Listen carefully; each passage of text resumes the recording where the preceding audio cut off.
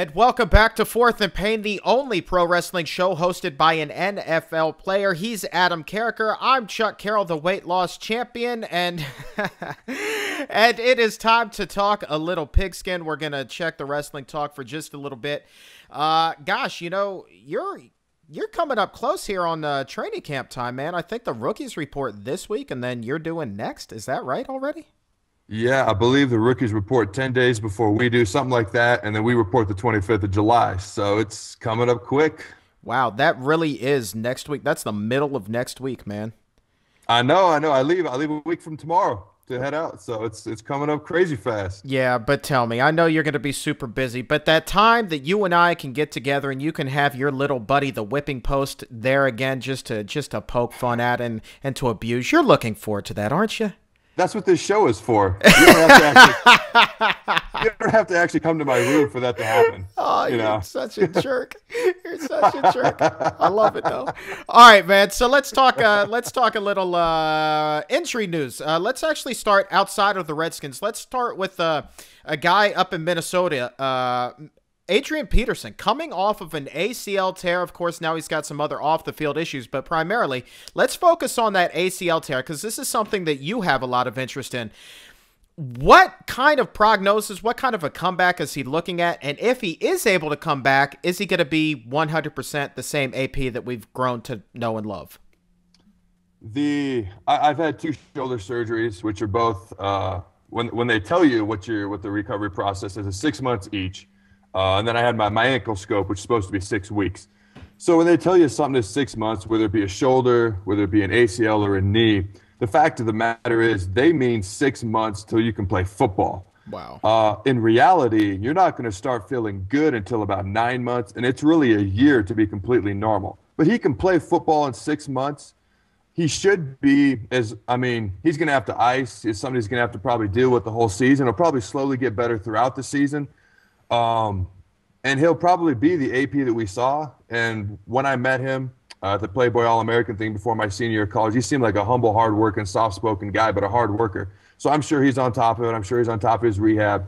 But he probably won't be feeling good and or normal for a full 9 months to a year. But he'll be able to play, keep the recovery up, get in the ice tubs. I'm sure he'll be all right, but he will know how he feels, and it may not be completely normal, to be honest with you. And he tore that fairly late in the season, right? Wasn't it week 16, 17, maybe a little bit before that, but it was definitely toward the end of the season. It was against us. It was like week, yeah. It was. I think I want to say 16 or something like that. It was the second to last week. I want to say. Yeah. It was against us, and actually, because Tim Hightower had the same or very similar injury. But the thing with Tim is he had early on in the year, like the first quarter of the season. So he's had another 2 to 3 months to recover. So he's going to be even farther ahead. But the thing about an injury like that is throughout training camp, you're just trying to monitor it. You're trying to get back into playing football, getting used to it. And I'm sure he'll play in some preseason games. He's going to be monitored very closely and have him ready for week 1. I know that's his goal. I've heard the talk on ESPN. They might, push it back a little. But I guarantee that's everyone's goal is to have him ready by week 1. All right, so in layman's terms, here we go. For fantasy football people, avoid Adrian Peterson early in the season. If you draft him in a late round and stash him away. Tim Hightower might be your better option if you're looking for depth at running back. For me personally, just being a media nerd, I would say still I wouldn't personally want Hightower on my team because Shanahan has a three-headed monster, a three-headed attack in that backfield. So those carries are always going to be split anyway. But you think just from an injury standpoint, Tim should be back a little bit sooner than AP, just given the time in which their injuries occurred, correct? Yeah, like I said, he's had another 2-3 months to recover. So, I don't know exactly what his time frame was. Let's say he did it in October. Camp starts in July, so that's roughly 8 or 9 months. So hopefully, my locker's right next to Tim's as well. RG3 on one side, Tim on the other. And Tim's an extremely hard worker. He's got this little doohickey, stupid little box that, I know the guy he worked with, and we didn't get along very well, so I call it the stupid little box. No disrespect to Tim. Tim firmly believes in it, and he likes it. It didn't work out for me. But he's constantly working with this little box, and he thinks it helps, and it's probably going to help get him back on the field a little bit sooner, At least he thinks. And you know, Tim's a good guy. Did you get a chance to speak with him at all during OTAs? I mean, you said your locker was right there. Is he still, you know, pretty positive? He always struck me as being just a overly positive individual, you know? He's an extremely positive guy. He's always in the weight room, at least when I was in there, always in the weight room, always in the training room doing some sort of treatment. And yeah, he's I would call him an optimistic individual for sure. You know, did you hear about his off season? Did you hear about his little adventure getting lost on a mountain out in Arizona? Seriously, he had to be rescued, him and a girl he was with? No. Is this like one of those I shouldn't be alive things? It's on the National Geographic all the time? National Geographic channel? I don't know if it's that big of a deal, but I do I do remember seeing the stories out there about it and the local Fox affiliate out in Phoenix doing some coverage on it and just saying, wow, you know, this guy has an ACL tear and he's out there, you know, hiking on mountains, so he must be doing pretty good stuff. But I remember... When was this? Was this during OTAs? Was this after? No. This was before OTAs, and this was a couple of months before that, and I actually had a chance to ask him a little bit about it at OTAs, and he didn't really want to answer. Like, he just kind of looked at me and he smiled and he laughed, and then he just walked right into the building, and so I took that as he probably may be a little bit embarrassed by the whole situation. Yeah. It didn't strike me as being anything too serious. Maybe the sun just set before they had a chance to get back and they got lost. Maybe one of them had a cell phone and were able to call for help. I don't really know how the whole situation played out, but I do know he got lost on the mountain and it was dark and he was with a girl, and Fox out in Phoenix did an outstanding job of this rescue of Tim Hightower on the mountain. That would be scary stuff. If you've ever watched any of these shows, there was a guy who was stuck out at sea for 176 days. Like, the bottom of his raft actually got cut, and he's like an engineer. It was the only way he was able to fix it. Otherwise, anybody else would have died.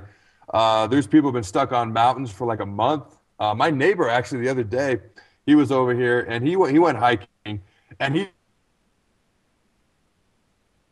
decided to go ahead of the rest of the group, which is how a lot of these start. And then he didn't have any water, any food. And then the storm kind of came out of nowhere. And he was about 50 yards from the top of the mountain. And he looked at the storms. He realized he was by himself. And thank God he came back down. Just decided to come back down instead of go that extra 50 yards. Because that's when, you know, these crazy shows happen and, you know, people about die. But yeah, no, that's crazy, man. I'm so going to give him a hard time about that. I did not know that. Oh, yeah. Matter of fact, I'll send you a link. I'll hit you up a DM on Twitter about it. I mean, your heart went out to the guy because, you know, it couldn't have been all that serious if he was able to just kind of smile and laugh about it. But still, I will say, gotta be frightening. I mean, you know, he had to call a ranger, you know, so come on. Oh, yeah, it's got to be scary. But yeah, I'll have to rib him a little bit about it. Let's see here. We touched a little bit on the three-headed monster that is the Redskins backfield. Do you think he's got a chance? He's coming off an injury. Do you think that he has a chance to reclaim that starting spot like he had before he went down with the ACL tear? I think he does. Obviously, Hulu's a good back. Royster's shown a lot what he can do. And then, I mean, Hightower was a starter. You know, he was playing well. He was getting like 90% of the carries or whatever before he got hurt. So, I mean, we have a three-headed monster. We have three guys that can start, three guys that can play. So it's going to be an interesting battle throughout training camp. Well, let's just keep it here on football because we have a couple of minutes. As a defensive player, we always hear, you know, defensive guys talk about how frustrating it is or how frustrating it can be if the offense is routinely doing 3 and out. But beyond the frustration, how hard or how much of a toll does it take to you to spend the majority of the game on the field and not really get a sustained breather on the sideline? Well, I mean, it's you know, it's not hard to figure out. The more plays you are out there, the less rest you get, the more tired you're going to be. And if that continues to happen throughout the season, it just kind of adds up. But I get the feeling with our three-headed monster in the backfield, with RG3 at the quarterback, that there'll be a lot less of that going on this year. And I got pretty good confidence in our offense. All right, man. Well, on that note, let's hit the pause button. Second down over. It's time to move on to third down. And special, very special guest this week. How cool is this?